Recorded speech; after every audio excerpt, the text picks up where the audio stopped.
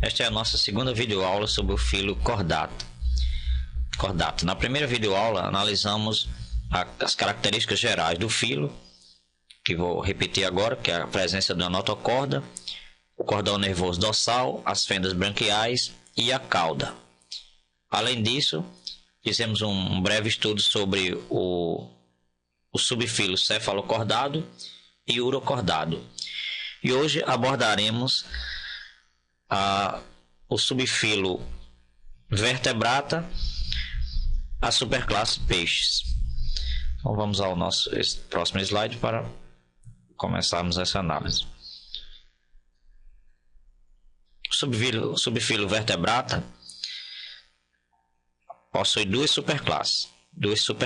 A superclasse peixes ou piscis e a superclasse tetrápoda. Na aula de hoje analisaremos a superclasse peixes. Essa superclasse é formada por 4 grupos de peixe. A classe agnata, que é os peixes sem mandíbula. Gnato quer dizer mandíbula. Agnato sem mandíbula. A classe placoderme, atualmente extinta, não iremos nos adentrar nesse grupo. A classe chondricte, representada pelos tubarões e arraias, e a classe chondricte e a classe osteicte, que são os peixes ósseos. A classe agnata é representada aqui pelo peixe que nós chamaremos de lampreia. A lampreia é um peixe que existe no hemisfério norte, não existe no Brasil, nem em nenhuma parte do hemisfério sul, e uma das características que chama a atenção desse animal é a presença de uma boca circular. Por isso eles também são chamados de ciclóstoma. Ciclo em português, e estoma em grego quer dizer boca. Então, um peixe de boca circular. Uma língua com dentes, que nós, como vamos ver agora, ela é usada para raspar as suas vítimas. Ele é seu hospedeiro. Ele é um peixe parasita, usa a língua para raspar e se alimenta de sangue. Isso causa problemas para os animais, inclusive até para a indústria pesqueira norte-americana. Tem uma imagem do representante do grupo, que é o peixe lampreia. O hábitat do peixe é marinho e também dulcícola, quer dizer de água doce. É um peixe ainda sem escamas, só possui nadadeiras ímpares. Dorsal, caudal e anal, e a notocorda persiste ao longo da vida, até a fase adulta, ao lado de um esqueleto cartilaginoso. Vamos nos recordar que o cefalocordado, no caso o Amphioxus, ele tem a notocorda, mas é um invertebrado. Agora nós temos um animal vertebrado, cuja notocorda persiste em paralelo ao esqueleto. Possuem crânio, quer dizer, são craniatas, enquanto o cefalocordato é acraniata. A circulação é simples, porque o coração só tem 2 câmaras, de tal forma que existe um átrio e um ventrículo apenas. Então, circulação simples. A excreção é feita por um par de rins, e o excreto nitrogenado é a ureia e a amônia. A ureia é semelhante ao ser humano, que também excreta amônia, e a amônia é um excreto altamente tóxico.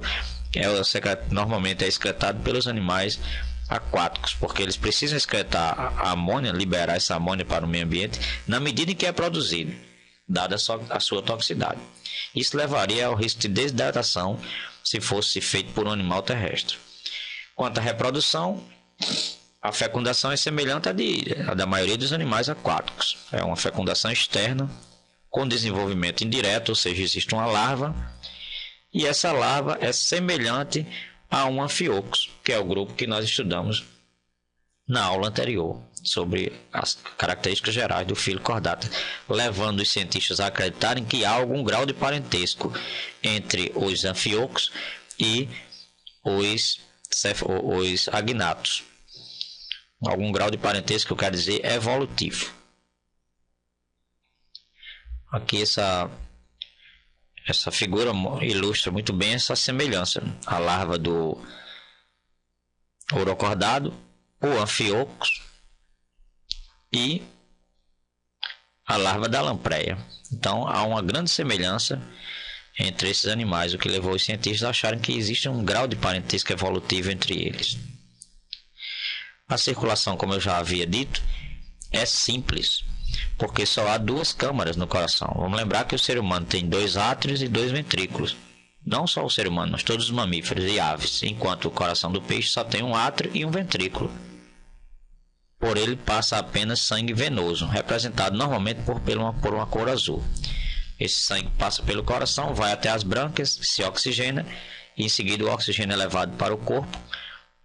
Ele recolhe o gás carbônico e passa de novo pela brânquia, onde vai dispersar o gás carbônico e absorver o oxigênio. Então, circulação simples, porque no coração só passa um tipo de sangue, nesse caso o sangue venoso. Mas figura aqui o ventrículo, o átrio. Ok. A classe condricte, condrio quer dizer cartilagem. A classe condricte ou elasmobrânquia são formadas por peixes cartilaginosos apenas, não há osso, apenas cartilagem. Não há notocorda também na fase adulta. É representado principalmente pelos tubarões e arraias, como ilustra aqui essas 3 imagens: a arraia e os tubarões. Esses animais são caracterizados por uma... Deixa eu voltar aqui o slide. Esses animais são caracterizados por terem um corpo achatado dorso-ventralmente, o dorso, as costas, e o ventre, dorso-ventralmente. A boca ventral, aqui, boca ventral, ao contrário dos peixes ósseos que vão apresentar uma boca terminal. Possui nadadeiras pares e ímpares, ao contrário do ciclóstomo, que só tem nadadeiras. Então o programa está aqui me causando alguma dificuldade. Possui nadadeiras ímpares. São gnatostomados, ou seja, possui mandíbula. Ao contrário do ciclóstomo, que é um peixe amandibulado, esse peixe possui mandíbula. Possui escamas placoides, ao contrário do peixe ciclóstomo, que é sem mandíbula, sem escamas, esqueleto cartilaginoso, e o intestino termina numa cloaca, que é uma câmara para onde convergem o sistema urinário, o respiratório, o excretório e o digestório. Não sei porque o programa não quer permanecer naquele slide. O sistema, a reprodução e o desenvolvimento. Ao contrário do peixe ciclóstomo, a fecundação é interna, como mostra essa figura. E o desenvolvimento é direto, sem larva. Enquanto eu tenho existe uma larva no ciclóstomo, no condricte não existe larva. São animais ovíparos, pode ter um desenvolvimento ovíparo, ou seja, através de ovo. O ovo é posto sem um embrião em seu interior ainda. Pode existir também condrictes que são ovovivíparos, pois no ovo já existe um embrião. Quando o animal põe esse ovo, existe no seu interior um embrião. E existe também um grupo que são chamados de vivíparos, semelhante ao ser humano, porque dão à luz a um indivíduo já completo. Então existem 3 possibilidades nesse grupo. Podem ser ovíparos, ovovivíparos e vivíparos.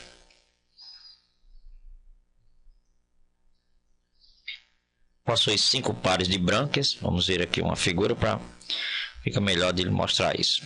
Possui 5 pares de brânquias, apesar dessa figura só mostrar 4, mas eles possuem 5 pares de brânquias visíveis, porque não existe aquele osso que protege o opérculo dos peixes ósseos. Sem visão nítida, não percebem cores. Na verdade, o principal órgão do sentido desse animal é o olfato. Então, grande poder olfativo, e possui a linha lateral, também presente nos peixes ciclóstomos, que é uma linha que percebe vibrações na água, como se fosse o nosso ouvido. Agora passaremos para os peixes osteíctes, que são os peixes ósseos. Icte significa peixe. Vamos ver as características distintivas desse peixe. A linha lateral já existia antes, persiste nesse grupo. A boca agora é terminal, não mais ventral como no tubarão, e não há também aquele corpo achatado dorso-ventralmente. Inclusive a linha lateral, ela é usada para manter os animais próximos, saber onde cada um está em um cardume. Quando o cardume se desloca, a linha lateral percebe onde estão os seus companheiros e pode manter o grupo unido, formando um cardume.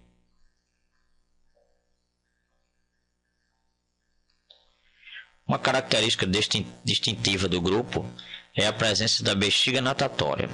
Esqueleto ósseo, vamos voltar, começar aqui do começo. Esqueleto ósseo, o tubarão tem esqueleto cartilaginoso. Fecundação externa, o tubarão tem fecundação interna. Possui uma bexiga natatória, que vai manter o animal na coluna de água, enquanto de tal maneira que ele pode encher ou secar essa bexiga, alterando a sua densidade. Se ele diminuir a densidade, ele pode subir na coluna de água. Se ele esvaziar a bexiga, ele aumenta a sua densidade. E com isso ele afundará, sem precisar nadar. Então ele pode subir ou descer na coluna de água sem precisar nadar. Ao contrário do peixe cartilaginoso, que só pode subir ou descer se usar a natação. E, além disso, possui também um opérculo, que é um osso que protege a brânquia. Ao passo que o tubarão, essas brânquias são visíveis, porque não existem esses ossos. São animais percelotérmicos, isso aí é válido para todos os peixes, também chamados de exotérmicos, porque não controlam a sua temperatura corporal. E quanto à reprodução, o desenvolvimento e a respiração. Vamos ver aqui. A reprodução é sexuada, com fecundação interna. Lembremos que o condricto tem fecundação interna. E o osteíctero tem fecundação externa, na água. Espermatozoide e óvulos se encontram na água. E o desenvolvimento é indireto, com a larva, que é o alevino. A respiração é branquial, como em todos os outros peixes. E há alguns peixes que são chamados também de peixes pulmonados, que podem até sobreviver por algum tempo fora d'água, quando os rios secam, por exemplo. São chamados peixes dipnoicos. Só a minoria dos peixes, não é a maioria. A maioria dos peixes são pulmonados, são respiração branquial. Aqui tem uma ilustração de um alevino, que é a larva do peixe, dos peixes ósseo ou osteíctero. E aqui eu encerro essa videoaula, e na próxima videoaula falaremos sobre os anfíbios.